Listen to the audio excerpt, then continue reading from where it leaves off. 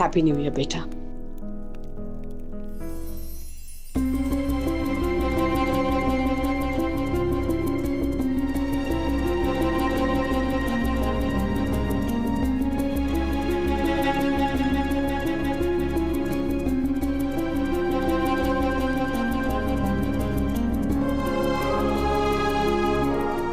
Happy new year वसु। मैं तुम्हें बता नहीं सकता कि आज मैं कितना खुश हूँ। मुझे तो लगा था कि मैं शायद मासा को न्यू ईयर विश ही नहीं कर पाऊंगा। Thank you. मैं भी आपके लिए बहुत खुश हूँ देव sir.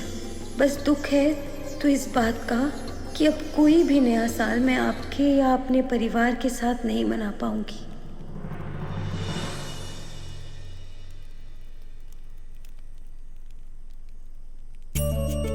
Happy new year. Happy new year.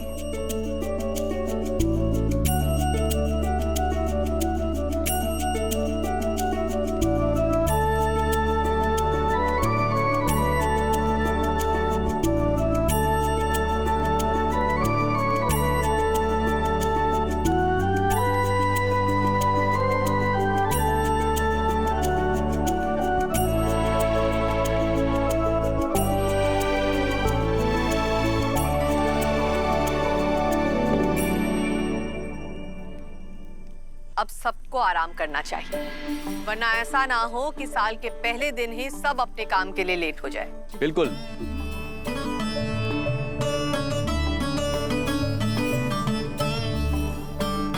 दादा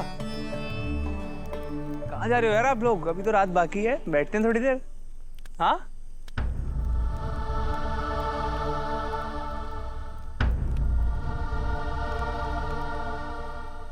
अभी मैं तुझसे 100 मीटर की दूरी पर रहता हूँ।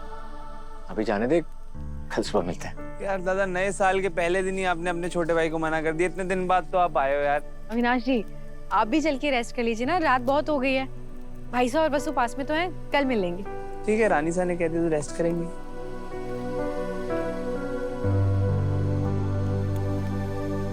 एक बार फिर से तुम दोनों को नए साल की ढेर सारी बधाइयां। Good night.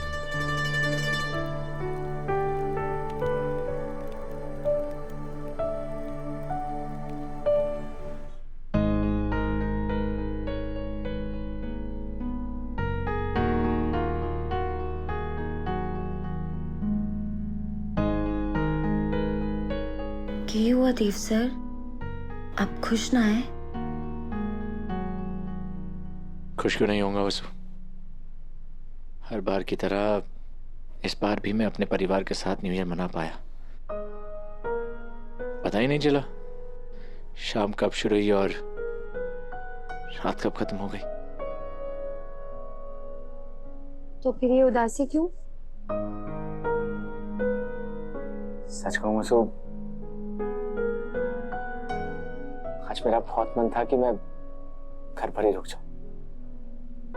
इनफैक्ट मैं तो वेट कर रहा था कि मासा कब मुझे रुकने के लिए कहेंगी। शायद मासा चाहती ही नहीं थी। देव सर, अपने घर में रुकने के लिए किसी के कहने की जरूरत थोड़ी ना होवे। और अगर देवी हुकुम आपको आसपास नहीं देखना चाहती तो वो आपको शाम के लिए न्योता ही क्यों देती? आप बेटे हैं उस घर के, बस बेटे के हक से ही वहां रुक जाते। तुम सही कह रही हो। मुझे घर पर रुकने के लिए किसी के इनविटेशन का इंतजार करना ही नहीं चाहिए था। खैर, अब तो पता नहीं अपने परिवार के साथ ऐसे वक्त गुजारने का मौका कब मिलेगा। ऐसे मन छोटा नहीं करते देव सर। चलिए देव सर, अब रात बहुत हो गई है, कपड़े बदलिए और आराम से सो जाइए। कल सुबह काम पर भी जाना है ना।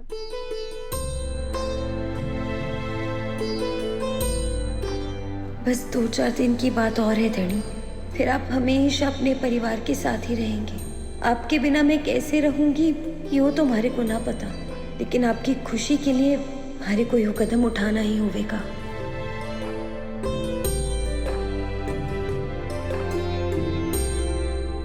सब ठीक है ना? तो सब ठीक हो जाएगा देव सर।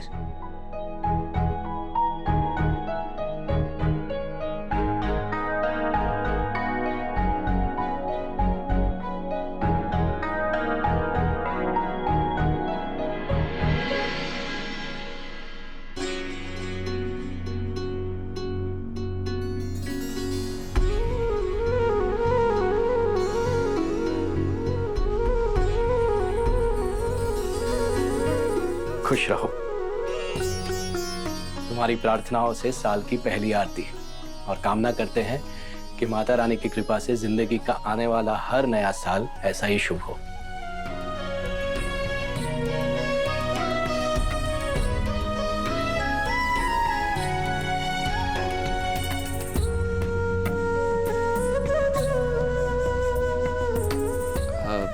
हैप्पी न्यू ईयर मासा। हैप्पी न्यू ईयर बेटा।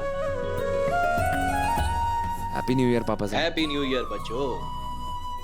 इतनी जल्दी कैसे जाग गए? हाँ, मैं भी यही सोच रहा हूँ। कल लेट नाइट पार्टी के बाद मुझे तो लगा कि जनाब दोपहर तक उठेंगे ही नहीं, पर ये तो सुबह सुबह उठ गए। राज क्या है? दादा और जादूगर का घर वापस आना। आज काफी टाइम बाद ना बहुत चैन की नींद आई है मुझे, और नए साल के पहले ही दिन एक नए प्रोजेक्ट को स्टार्ट करने के प्लान के साथ उठाऊं। बस मासा का ग्रीन सिग्नल चाहिए, काम शुरू कर देंगे। कौन सा नया प्रोजेक्ट बेटा? पापा साहब, दादा का ड्रीम प्रोजेक्ट। चौहान इनिशिएटिव के जरिए हम कुछ जिंदगियों को प्यार और उम्मीद की रोशनी देने जा रहे हैं अभी, जिसमें चौहान ग्रुप के CSR के अंडर चलने वाले अनाथ आश्रम के बच्चों के लिए एक बोर्डिंग स्कूल खोला जाएगा, और जिस स्कूल में पढ़ने वाले बच्चों के लिए पढ़ाई नहीं, उन्हें माँ की गोद भी मिलेगी। अरे वाह देव, ये तो बहुत ही सुंदर सोच है। भाई साहब सुनकर ही दिल खुश हो गया, लेकिन ये होगा कैसे? इसका एक स्पेशल पैटर्न होगा। हर टीचर के अंडर 3 से 4 बच्चे होंगे, ताकि टीचर बच्चों की वैसे ही देखभाल कर सके जैसे एक माँ करती है। और इन टीचर को हम हायर करेंगे CSR के अंडर चल रहे वृद्धाश्रम से। इस तरह अनाथ बच्चों को माँ का प्यार भी मिलेगा और हमारी विधवा बहनों को जीने का एक नया मकसद भी मिल जाएगा। और कब शुरू करने का प्लान है? जब आपका आशीर्वाद मिल जाए माता। ठीक है, फिर तुम्हारी और नंदिनी की शादी होते ही हम ये प्रोजेक्ट शुरू कर देंगे। बच्चे जब कामयाब होते हैं तो माँ बाप का सर ऊंचा हो जाता है, लेकिन जब बच्चे कामयाब के साथ साथ एक बेहतरीन इंसान बन जाते हैं ना, तो खुशी और गर्व से माँ बाप की उम्र और बढ़ जाती। आज तुमने हम दोनों की उम्र और बढ़ा दी है बेटा। अब ये प्रोजेक्ट सिर्फ तुम्हारा नहीं है, हम सबका है। हम ये प्रोजेक्ट नहीं करेंगे, इसे डस्टबिन में फेंक दो।